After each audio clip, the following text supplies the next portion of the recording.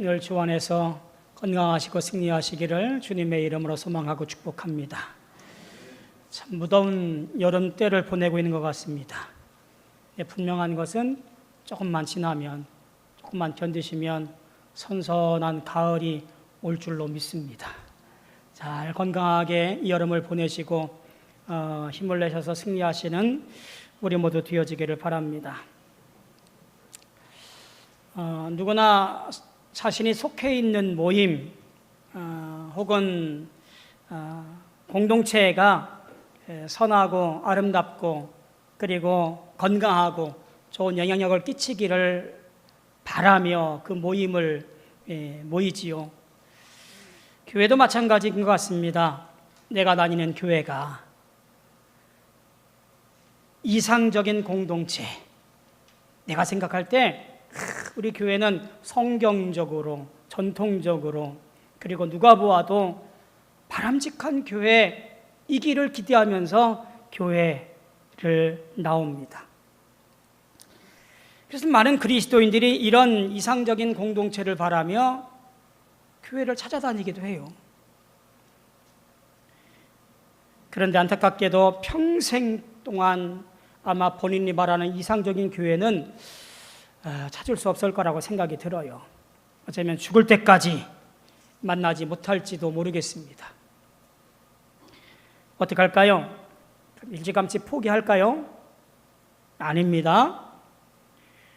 찾아다닐 것이 아니라 내가 다니는 교회, 내가 속한 신앙 공동체, 이곳이 하나님이 기뻐하시는 신앙 공동체, 내가 바라는 이상적인 교회, 이를 위해서 우리가 합력하고 기도하고 애쓰고 헌신하고 봉사해서 그런 교회, 그런 신앙 공동체를 만들어 가야 되지요. 우리 모두가 다 그런 마음으로 함께 믿음 생활하고 함께 교제하고 함께 주 앞에 영광 돌릴 수 있는 우리 모두 되어지기를 주님의 이름으로 소망하고 축복합니다. 교회는 4가지 토대 위에 세워졌어요. 하나가 뭐냐면 하나의 교회예요. 교회는 결코 둘 이상이 아니라 하나의 교회다라고 하는 거예요. 왜냐하면 교회의 머리는 예수 그리스도이시기 때문에 그래요. 교단이 나눠져 있지만 감리교회, 장로교회, 성결교회, 침례교회, 교단은 나눠져 있지만 교회는 다 한 신앙 고백, 예수가 나의 구세주인 것을 고백하고 믿는 마음으로 모인 한 교회라는 사실이. 또 한 가지는 거룩한 교회라고 하는 거예요. 우리의 모임은 거룩한 교회, 거룩한 공동체입니다. 예수 그리스도의 핏값을 주고 산 교회, 핏값을 주고 산 성도, 거룩한 백성들이 모여 있는 곳, 그것이 바로 거룩한 교회예요. 세 번째는요, 보편적 교회라고 그래요. 교회 보편성도 만왕의 왕이신 예수 그리스도로부터 출발을 합니다. 즉 예수 그리스도가 계신 곳에 교회가 존재할 수 있고 그리고 존재해야만 합니다. 어느 시대 어느 장소든 예수의 이름을 부르는 자들 2-3사람이 모인 곳이 교회라는 사실이에요. 교회는 보편적, 누구에게나 열려있는, 누구에게나 알려지는, 누구에게나 함께 할 수 있는 것이 교회라는 사실이지요. 4번째 교회는 어떤 교회일까요? 사도적 교회라고 불러요. 이 사도적 교회라고 하는 것은요, 교회의 사도성, 즉 하나님께서 세우신 교회라면 오직 사도들의 가르침 위에 세워진 교회라 그런 말이에요. 즉 교회는 사도들의 가르침에서 벗어나지도 않을 뿐더러 벗어날 수도 없습니다. 교회가 사도성을 무시한다면 그것은 이단일 수밖에 없어요. 따라서 교회는 이 사도성을 지키기 위해서 이단에 빠지지 않기 위해서 신앙 고백, 그리고 신앙 교육을 잘 배우고 가르칠 이유가 거기에 있습니다. 사도적 가르침에 대한 관심과 열정이 없는 교회는 결코 사도적 교회가 될 수 없어요. 우리 교회는 어떤가요? 우리 교회는 하나이며 거룩하며 보편적이며 사도적인 교회입니다. 아울러서 이를 바탕으로 교회를 개척할 때부터 초대교회, 사도행전적 교회, 사도행전적 신앙 공동체를 지향하고 있는 교회가 우리 교회입니다. 이렇게 자기가 나아갈 방향을 아는 것이 부르신 이유를 아는 것과 어쩌면 동일한 선상에서 볼 수 있는 거지요. 사랑하는 성도 여러분, 오늘 우리 교회가 왜 세워졌는지, 우리 교회가 무엇을 해야 되는지, 오늘 나를 불러서 우리 교회에 출석하게 한 것이 무슨 이유인지를 분명히 알아야 합력하여 선을 이루고 하나님을 기쁘시게 하고 주 안에서 이 땅에서 빛과 소금이 되어지는 거룩한 교회가 되어질 줄로 믿습니다. 이런 이야기가 있습니다. 자주 배가 파도에 휩쓸려 부서지는 파손 사고가 있는 어느 위험한 해안에 작은 인명구조대, 볼품없는 인명구조대, 그저 아름아름 그 동네 사람들이 모여서 만든 인명구조대가 있었습니다. 건물이라고는 겨우 오두막 하나, 그리고 낡은 보트 한 대가 전부였습니다. 그런데 헌신적인 몇몇 회원들 때문에 그들은 배가 부서지면 온 힘을 다해 가서 사람을 구해오고, 그리고 이 때문에 이 인명구조대는 유명해졌어요. 구조받은 사람들과 또 이 사실을 아는 많은 사람들이 기부를 하겠다라고 자원을 합니다. 그리고 인명구조대원이 되겠다라고 지원을 해요. 그렇게 돈이 많아지고 인원이 많아지다 보니 이 작은 인명구조대가 이제는 기부금과 지원자들로 기쁜 비명을 지르게 되었습니다. 더 좋은 보트를 구입했고요, 새로운 구조대원들을 훈련시켰습니다. 작은 구조대가 이제는 웬만큼 중견 구조대가 되었습니다. 근데 새로 가입한 구조대원들이 불만이 터져 나와요. 아니, 이렇게 낡아빠진 시설이 어딨냐고, 새로 짓자고. 큼지막하게 인명구조대원들이 쉴 수 있을 만한 넉넉한 건물로 짓고요, 그 안에 물건들도 좋은 것으로, 새 것으로 다 바꿉니다. 이제는 그곳이 회원들 간의 회합의 모임의 장소가 되어져 버렸어요. 일명 동네 클럽하우스처럼 그렇게 아름답게 치장을 하고 그리고 멋있게 꾸며놓은 건물이 되었습니다. 매일 밤 사람들이 그곳에 모여서 서로 즐거워하며 파티를 열고 그런 일을 했습니다. 사람을 구조하는 일들은 새로 뽑힌 구조대원들에게 맡겨놓고 자기들은 열심히 함께 놀고 장식하고 그런 일에 빠져 있었습니다. 그러다가 그 안에서 불화가 생겨요. 어떤 사람들은 이제 우리 인명구조 같은 거 우리 활동에서 뺍시다 라는 사람들과, 무슨 얘기냐, 우리 인명구조대가 원래 출발이 어딘데 라고 옥신각신 싸우게 되어져요. 그러다가 인명구조대의 본질, 사명을 얘기했던 사람들이 저요, 대신에 너희들이 나가서 알아서 차려, 이런 허가를 받아요. 몇몇 사람이 사명감을 가지고 그 옆에다가 또 다른 인명구조대 시설을 만들어요. 몇 년이 지났는데 그 작은 구조대도 마찬가지로 점점점 성장하더니 똑같은 상황을 만들어가면서 또 갈라지고 또 갈라졌어요.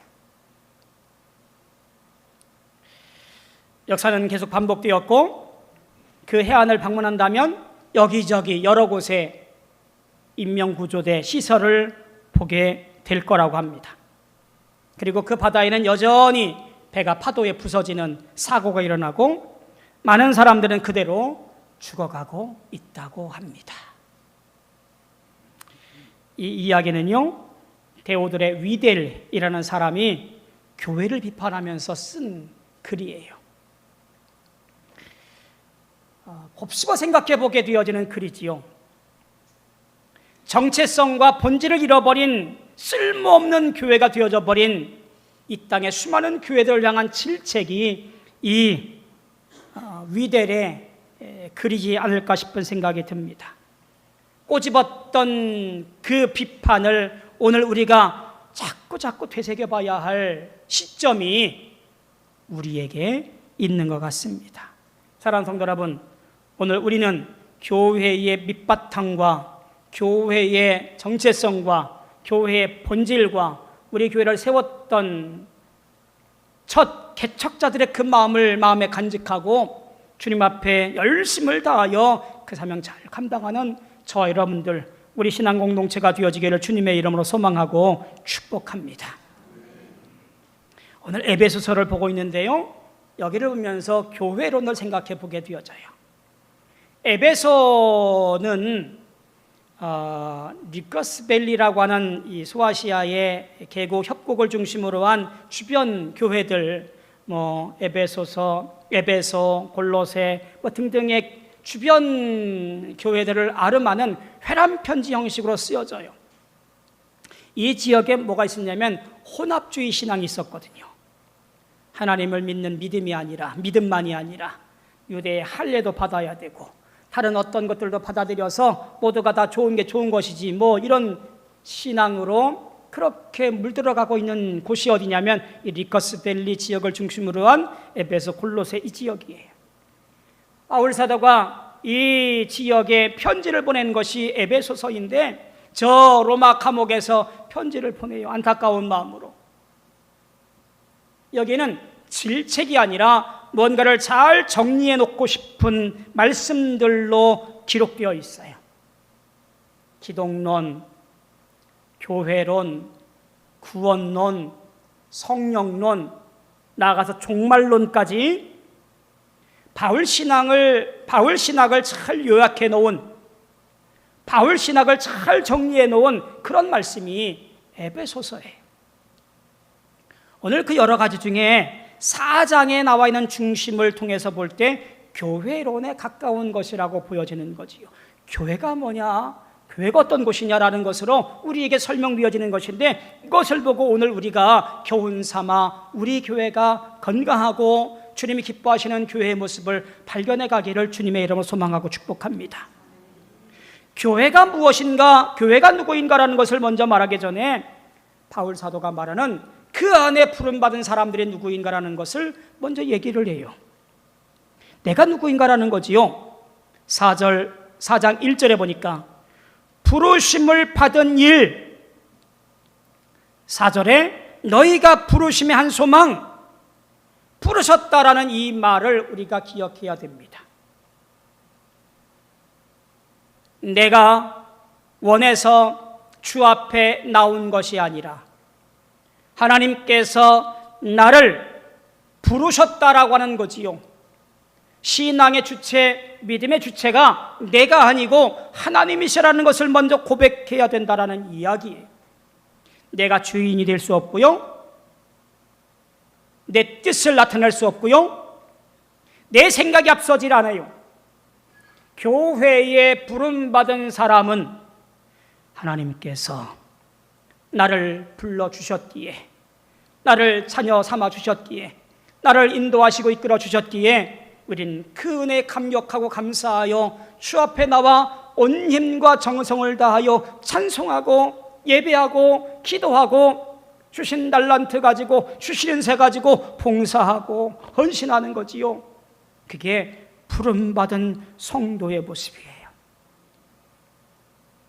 어떻게 살아야 될까요? 1절 하반절에 보니까 합당하게 행하라고 말합니다. 합당하게 행하다라는 것은요, 이런 거지요. 뭐 이만하면 됐지, 내 생각이 아니에요. 나처럼 예수 믿으면 잘 믿는 거지. 지금 이 얘기 아니에요. 합당하다라는 말은요, 주님 편에서 보실 때에 합당하다라는 말이에요. 평가 혹은 그거에 대한 합당한 일들을 답하는 것은 하나님이라 그런 거예요. 예수님이라 그런 거예요. 그래서 모든 겸손과 온유로 오래 참음으로 사랑 가운데서 용납하고 평안에 매는 줄로 서로 성령이 하나 되는 하신 것에 힘써 지키는 것이 합당한 일을 행해야 할 부름받은 사람들의 모습인 거지요. 여러분, 우리는 이 시간 주 앞에 다 부름받아 나온 하나님의 자녀, 하나님 백성인 줄로 믿습니다. 하나님이 기뻐하실 만큼 합당하게 행하여 힘써 지켜냄으로 말미암아 주님을 기쁘시게 할 수 있는 우리 모습 되어지기를 주님의 이름으로 소망하고 축복합니다. 더욱이 4절에 나와 있는 이 부르심이라고 하는 것을 다시 한번 생각해 봐야 됩니다. 너희가 부르심이 한 소망 안에서 부르심을 받았느니라. 이 부르심이라고 번역된 짧은 단어는요, 사실 원어에 좀 합당하게 번역을 하면 너희를 향한 부르심이라고 번역을 하는 게 더 문맥상 좋아요. 너희를 향한 부르심, 즉 너희라고 하는 분명한 대상이 있는 부르심이에요. 누구나에게 열려있는 부르심이 아니라 너희, 즉 신앙 공동체 안에 예수 그리스도의 몸의 지체들, 그들에게 해당되는 부르심이라 그런 거예요. 이 부르심이 그저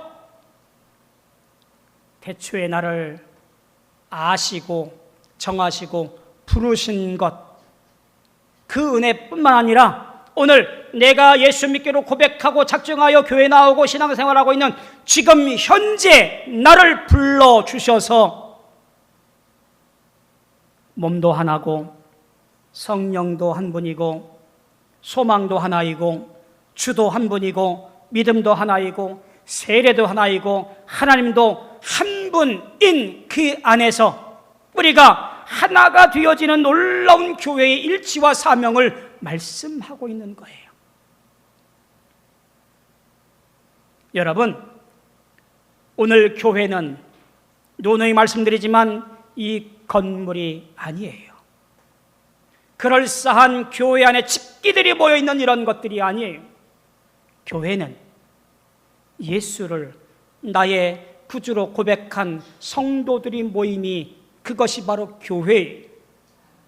저와 여러분들의 모임이 교회라 그런 거예요. 그 교회의 모임이 갈라지고 분열이 생기고 주의 뜻과 무관하고 성경의 말씀과 대치되는 것으로 걸어간다면 그 모임은 교회가 아니고 어느 단체나 어느 동호회 되겠지요. 교회는 그런 것이 아니에요. 교회는 오직 예수가 나의 구세주인 걸 고백한 사람들이기에 신앙을 고백하고 오늘날 내게 주신 사명을 감당하며 주 앞에 영광 돌리기로 결단하고 결심하는 사람들, 그것이 바로 교회인 것을 기억하고 오늘 내게 주신 은사와 은혜를 가지고 그 사명 감당하여 영광 돌리기로 소망하는 사람들이라 그런 거예요. 그것이 교회라고 하는 거예요. 놀라웁게도 우리에게 각종 은혜의 선물로 분량대로 주셨습니다. 11절 보니까 어떤 사람은 사도로, 어떤 사람은 선지자로, 어떤 사람은 복음 전하는 자로, 어떤 사람은 목사와 교사로 삼았다 그래요. 더불어서 어떤 이는 안내로, 어떤 이는 찬양대로, 어떤 이는 찬양봉사로 이름 모를 곳에서 봉사하며 영광 돌리도록 아름다운 교회가 되어지기를 위해서 애쓰고 수고하도록 우리는 각양 은사에 따라서 부름받아 그 사명 감당합니다. 이런 일들을 통하여 온전하게 하며 봉사의 일을 하게 하며 그리스도의 몸을 세우는 일들로 우리가 합력하도록 하게 되어져 있습니다. 뿐만 아니라 이를 통해서 13절에 보니까 우리가 다 하나님의 아들을 믿는 것과 아는 일에 하나가 되어 온전한 사람을 이루어 그리스도의 장성한 분량에 충만한 데까지 이르를 것이라고 이야기해요. 왜요? 그렇지 않으면 세상에는 많은 것들로 말미암아 사람의 속임수와 간사한 유혹에 빠져 온갖 교훈의 풍조에 밀려 요동하기 때문에 그래요. 왜 교회에 모여서 왜 예배하고 함께 신앙생활을 해야 됩니까? 우리가 성장하고 자라나 세상의 여러 유혹과 간사한 것들에 빠지지 아니하고 믿음을 지켜 주님 오시는 그날까지 믿음 생활로 승리하게 하기 위하여 오늘 우리는 교회에서 함께 합력하여 믿음 생활하고 은혜 생활하며 봉사하고 살아간다, 그런 거예요.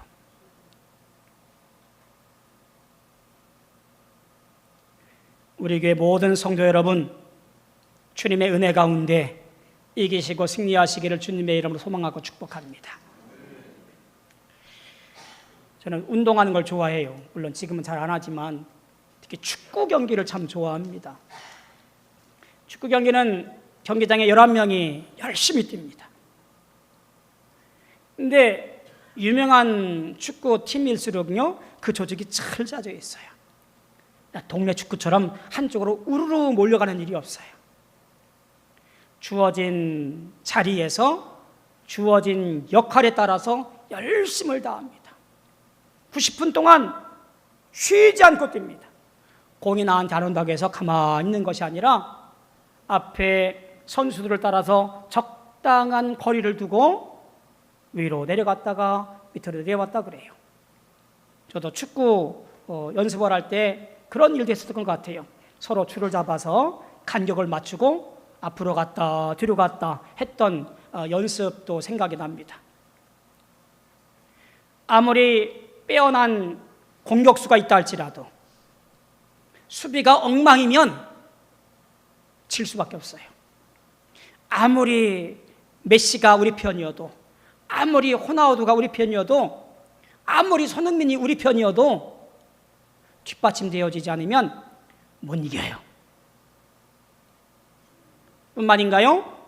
튼튼한 수비가 있고 한 줌도 안 주는 골키퍼가 있어도 중간에 미드필더가 공을 잘 연결해주는, 배분해주는 미드필더가 있고, 그리고 골 잘 넣는 골잡이 공격수가 있어야 이겨요. 이들은 오직 한 가지 목표, 상대 골문에 골을 넣는 이 한 가지 목표를 정하고 열심을 다해 함께 움직입니다. 골을 넣으면 골 넣은 사람만이 아니라 온 선수들이 함께 뛰어가서 기뻐하고 즐거워하지요. 그뿐만인가요? 벤치에도 사람이 있어요. 후보 선수들이 있어요. 주전들이 경기하다가 지치거나 다치면 빨리 바꿔서 경기력이 떨어지지 않도록 그렇게 조정을 하지요. 이 일들은 코치와 감독들이 나서서 잘 관리를 합니다. 이렇게 여러 사람들이 함께 경기장에 있든 벤치에 있든 코치 감독이든 함께 하나의 목표, 골을 넣어 이기고 승리하겠다는 그 목표를 향해서 뛸 때에 그 팀이 이기는 것이고요, 그 팀이 유명해지는 거지요. 교회는 뭐지요?